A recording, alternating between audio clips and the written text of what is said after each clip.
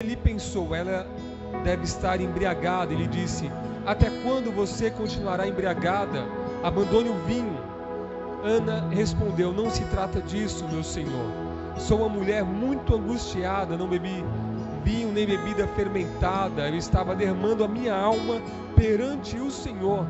Não julgues a tua serva como uma mulher vadia. Estou orando aqui até agora por causa da minha grande angústia e tristeza. Ele respondeu: vá em paz, e que o Deus de Israel lhe conceda o que você pediu. Ela disse: espero que sejas benevolente com a tua serva. Então ela seguiu o seu caminho, comeu, seu rosto já não estava mais abatido. Na manhã seguinte, eles se levantaram e adoraram ao Senhor. Então voltaram para casa em Ramá. Eucana teve relações com sua esposa, com Ana, e o Senhor se lembrou dela. Assim Ana engravidou e no devido tempo deu à luz a um filho e deu-lhe o nome de Samuel, dizendo: eu o pedi ao Senhor. Aqui está uma palavra muito bela, uma história inspiradora. Nós conhecemos muitas pessoas que baseado até nessa luta de Ana de ter um filho, muitas pessoas que também não podiam ter filhos, que inspirados na fé de Ana, tiveram o seu milagre também. Muitos colocaram o nome de Samuel, inclusive, em honra, em memória dessa história. Na trajetória do povo hebreu, era muito precioso e muito valioso uma mulher ter um filho. Até para nós hoje, nós cremos, assim como a palavra do Senhor diz, que os filhos são heranças do Senhor. Então é uma bênção, um privilégio. E essa mulher, ela estava amargurada, ela era vilipendiada, ela era humilhada pela sua rival que tinha muitos filhos, e ela chorava. Mas eu quero aqui tomar algumas lições da vida, da trajetória que Ana tem a ensinar para nós. Eu quero dizer que ela chorava, e as lágrimas, elas são praticamente inevitáveis nas nossas vidas. As lágrimas representam dores, sofrimentos, angústias que todos nós passamos. No primeiro dia, quando nós nascemos, um dos sinais de vida que nós temos é o choro. Durante a nossa trajetória de vida, muitos momentos de choro. Às vezes a criança quando cai, o adulto quando perde alguém ou quando tem alguma decepção, a nossa reação é chorar. E nos últimos dias das nossas vidas, nós teremos passado por muitos dias de lágrimas, de tristezas, de angústias. Mas já que as lágrimas são inevitáveis, há uma escolha que nós podemos fazer: o que nós fazemos com as lágrimas que nós derramamos. Aqui, essa mulher Ana, ela tem alguns percalços, algumas dificuldades na vida. Ela é incompreendida. Uma pessoa que vivia na sua casa, no mesmo teto, não a compreendia e dava risada dela porque ela não podia gerar filhos. O seu esposo não foi compreensível. Parece que ele disse para ela: mas por que você não tem motivo para estar triste? Você tem eu sou seu marido. Porventura eu não sou melhor do que 10 filhos para você? Ela vai até o templo, ano após ano, orando, chorando. E o sacerdote daquele lugar não tinha uma palavra de ânimo, pelo contrário, a julgou mal. Agora imagina se eu ou você estivéssemos passando por um período como esse. O que nós faríamos com as nossas lágrimas? Muitas pessoas têm usado as lágrimas para se endurecer, para se afastar de Deus, mas ela aproveitou essa oportunidade para ir até o templo e derramar a sua alma perante o Senhor. Porque mesmo que a pessoa que estava ao seu lado não a compreendia, pelo contrário, a humilhava ainda mais. Mesmo que o seu marido, mesmo amando muito, não tinha a sensibilidade de compreendê-la. Mesmo o sacerdote, a princípio olhando para ela e julgando mal, mas ela sabia que tinha um que podia trazer o milagre para a sua história. Aleluia, glória ao nome do Senhor. Se Ana olhasse para trás, ela saberia que a geração que agora era conhecida como os hebreus, eles vieram de um milagre, de um homem já velho que teve um chamado de Deus chamado Abraão, e tinha uma esposa estéril, e ela conhecia a história que ele clamou a Deus, orou, acreditou numa promessa, e Deus lhe concebeu um filho. Aleluia. Ele conhecia a história de Sara, que gerou um filho, aleluia, que mesmo em tempos de angústia, de humilhação, que também tentou dar um jeito e permitiu que a sua escrava Agar gerasse um filho para o seu marido, e depois se sentiu humilhada. Então, quando ela olhava para trás, ela via uma história inspiradora, uma história que mostrava e que demonstrava que o jeito certo de resolver não era dar um jeitinho brasileiro, como nós dizemos, não era tentar fazer as coisas do seu jeito, mas era clamar aquele que tudo pode fazer. Aleluia. Quando ela olhou talvez para o passado, ela viu que Sara gerou um filho chamado Isaac, que significa riso, alegria. Glória ao nome do Senhor. E esse filho casou com uma mulher estéril também, Rebeca, mas a palavra que o Senhor havia dado é que eles seriam frutíferos, que haveria uma grande nação através de Abraão. Então ela olhou para trás e ela viu que tinha uma história inspiradora de fé, de alguém que acreditou em Deus, mesmo com todas as circunstâncias contrárias. Então ela foi buscar ao Senhor. Quando nós estamos num momento de angústia, de dificuldade, nós temos algumas opções de fazer com o nosso choro, com a nossa tristeza, com as nossas lágrimas. Nós podemos olhar ao nosso redor, podemos se revoltar, podemos brigar, podemos esbravejar, ou nós podemos olhar para trás e buscar histórias que nos alimentam a fé, que nos vai mover em direção ao nosso milagre. E algo interessante é que ela não ficou brigando, ela não ficou guerreando, ela não ficou fazendo barraco, ela orou a Deus. O que eu e você fazemos quando o choro, quando a angústia, quando a tristeza vem de encontro à nossa casa, à nossa família, à nossa história, à nossa trajetória? A Bíblia diz lá no Salmo 30, verso 5, que o choro pode durar uma noite, mas a alegria, ela vem pelo amanhã. Aleluia, glória ao nome do Senhor.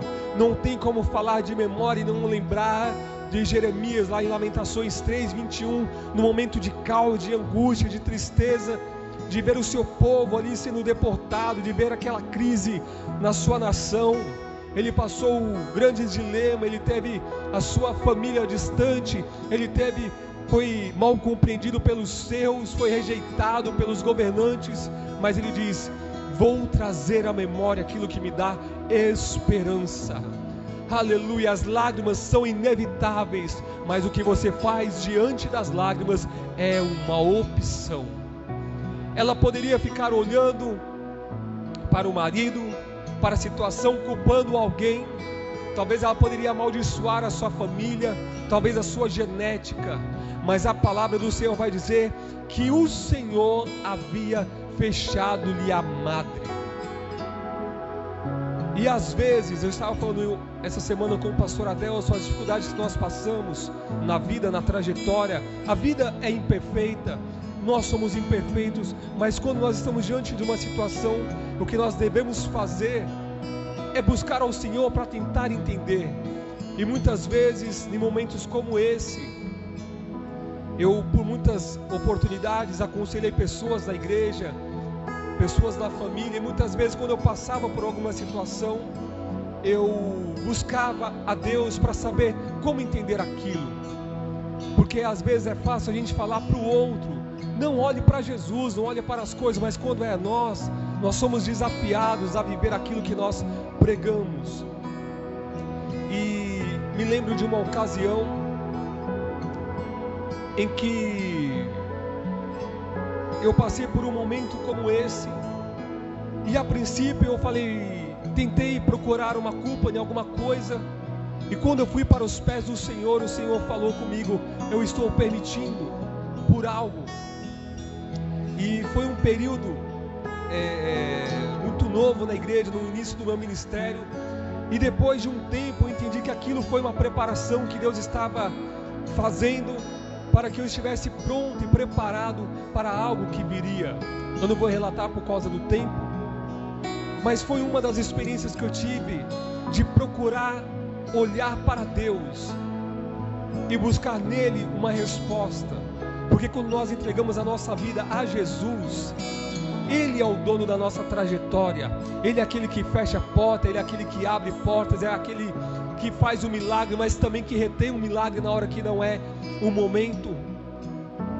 E quando nós estamos falando de lágrimas, nós precisamos acreditar na palavra do Senhor. Lá em Mateus 5:4 vai dizer que bem-aventurados, felizes são os que choram, porque eles serão consolados. E provavelmente, se não houvesse o choro, não haveria necessidade de buscar o consolo em Deus. Muitas vezes o Senhor permite as lágrimas para que nós possamos procurar no lugar certo o nosso consolo. Aleluia. Ana não procurou o consolo nas opiniões. Ana não procurou consolo no seu próprio coração. Ana procurou consolo no Senhor. E muitas vezes, eu lembro que em algumas oportunidades, eu sempre tive meu pai como um conselheiro. E às vezes eu perguntava para ele: pai, nessa trajetória cristã, de ministério, muitas vezes eu me sinto só. Muitas vezes não é por briga, não é por confusão. Às vezes parece que o Senhor me coloca num deserto distante e eu não tenho às vezes condição de acessar as pessoas e eu me sinto só. E eu lembro que meu pai falou: filho, o próprio Senhor, Ele nos proporciona esses momentos de solidão, que é para que nós possamos buscar mais a Ele. E enquanto eu meditava nessa palavra durante esse dia, eu me lembrei que eu trabalhava no centro de São Paulo e teve um mês que foi um mês diferente dos outros.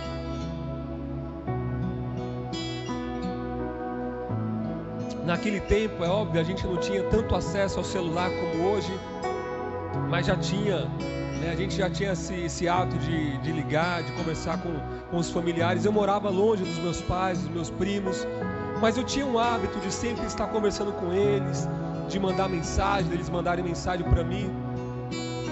E aquele mês foi um mês estranho. Ninguém mandou mensagem para mim, e eu não mandei mensagem para ninguém. Me sentia constrangido de estar incomodando, às vezes estava ocupado demais. Mas foi um mês que eu fiquei incomunicável. Ninguém conversou comigo, ninguém mandou mensagem. E eu vivia ali sozinho, eu morava no centro e sempre levei minha vida assim, não tive problema nenhum. E naquele período houve um recesso ali onde eu trabalhava, e eu fiquei alguns dias em casa sem saber quando voltaria a trabalhar. Mas eu sempre gostei da solitude, de estar só, de ter meu momento tranquilo e aproveitar para descansar, para ler um livro. Na época eu estava afastado dos caminhos do Senhor. E aquele período que eu estava ali sozinho, eu sempre tive hábito mesmo afastado de ler a Bíblia, de cantar hinos, de ouvir uma pregação. E eu lembro que eu coloquei um DVD, estava ali do pastor Josué Gonçalves, falava, a mensagem era sobre o filho pródigo. Eu estava ali lavando a louça, mas talvez por aquele mês ter sido um mês que eu estava mais ausente de pessoas, talvez eu estava mais sensível para ouvir a voz de Deus. E de repente, no meio daquela mensagem que eu estava ouvindo e lavando a louça, eu comecei a sentir algo diferente naquele ambiente. Era a presença de Deus de uma maneira muito forte, muito viva, que eu comecei a chorar ali. E eu, mesmo afastado, eu sabia o que era a presença de Deus. A gente experimentou isso desde criança. E eu parei a louça e falei: Senhor, como é que pode o Senhor visitar a minha casa? Porque eu vivi uma vida longe dos caminhos do Senhor, sem vínculo nenhum com a igreja. Vivi uma vida devassa, bebia de segunda a segunda, meus armários eram cheios de bebidas, de cigarro. Eu me sentia indigno, mas aquela presença me visitou naquele momento e eu falei: como é que pode o Senhor entrar dentro da casa de alguém como eu? E eu nunca dei desculpa para os meus erros, eu sempre assumi. E eu falei: eu sei eu não saí da igreja por causa de ninguém. Eu escolhi sair, eu escolhi virar as costas para o Senhor e viver uma vida de pecado. E o Espírito Santo falou ao meu coração: filho, mas eu nunca desisti de você e eu nunca virei as costas para você. E eu ainda estou de braços abertos te esperando. Eu fui impactado de uma forma tão grande que eu falei: já que o Senhor não desistiu de mim, a partir de hoje eu nunca mais desisto do Senhor. E ali eu fiz uma aliança com o Senhor. E eu falei: inclusive, Deus, eu não sei se eu terei forças para continuar a caminhada, porque eu estava envolvido com muitas coisas erradas. E eu falei: mas eu quero te fazer um pedido. O Senhor conhece o meu futuro, e se o Senhor souber que eu vou me desviar amanhã, o Senhor me recolhe hoje e me leva, porque eu não quero mais viver longe dos teus caminhos. E eu vivi ali aqueles dias nessa expectativa de morrer logo, porque eu achava que não teria forças para continuar caminhando nos caminhos do Senhor. E eu pensava: talvez um mês eu aguente ficar firme, e depois o Senhor vai me levar. E foram passando um mês, 2 meses, 3 meses, ano, outro ano, e o Senhor me conservou.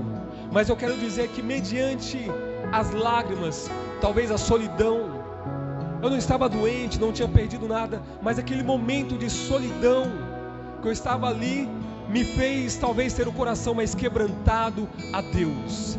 E às vezes você está chorando por um membro da sua família, ou por alguém que você gosta, que não quer ver chorando, mas às vezes a lágrima tem sido produzida pelo próprio Deus, para que essas pessoas se cheguem mais até Deus. Enquanto eu estava aqui meditando nessa palavra, me lembrei aqui de 2 Coríntios 7, 10, que fala que a tristeza, segundo Deus, não produz remorso, mas sim um arrependimento que leva à salvação. Mas a tristeza, segundo o mundo, produz morte. Aqui Paulo está narrando que ele soube que a primeira carta que ele escreveu à igreja de Corinto provocou tristeza e choro àquela igreja. Eu não vou ler o texto para a gente não tomar tempo, para sermos mais objetivos, mas ele vai falar que quando ele chegou na Macedônia, ele não teve descanso, por fora combates, por dentro temores, mas ele foi consolado pela vida de Tito, e ali ele trouxe, uma comunicação, ele trouxe ali um relato do que estava acontecendo em Coríntios, e Paulo se alegrou, e ele vai narrar assim: a carta que eu escrevi para vocês trouxe tristeza para vocês no momento, mas contudo eu até pensei em me arrepender de ter sido duro, de ter escrito aquela carta para vocês, mas depois que eu vi que promoveu arrependimento, quebrantamento e uma direção para suas vidas, eu me alegro, porque vocês se entristeceram segundo a tristeza que vem de Deus, porque ela não produz remorso. Remorso é ficar remoendo, é ficar chateado, é querer abandonar tudo, é se revoltar contra Deus, contra as pessoas. Mas a tristeza, segundo Deus, nos leva para mais perto de Deus. Aleluia, glória ao nome do Senhor. Então eu volto a dizer, as lágrimas são inevitáveis, mas todas as vezes que algo ou alguém te fizer chorar, te fizer se sentir triste, a melhor coisa que nós podemos fazer é voltar o nosso coração para Deus e buscar entender dele o porquê. Aleluia, glória ao nome do Senhor. E Ele é um Pai amoroso. Esses dias eu ouvi uma palavra do Senhor mediante algumas lágrimas que eu havia derramado na presença dEle, pedindo que Ele falasse. E essas palavras que foram para mim também são para vocês que ouvem nesta noite. Filho, só essa palavra, ela já é um refrigério. Deus tem feito grandes promessas sobre a minha vida, mas essa palavra, quando nós paramos para refletir nela, filho, muitas vezes você pergunta o seu valor, mas eu te chamei, eu te escolhi, você é meu.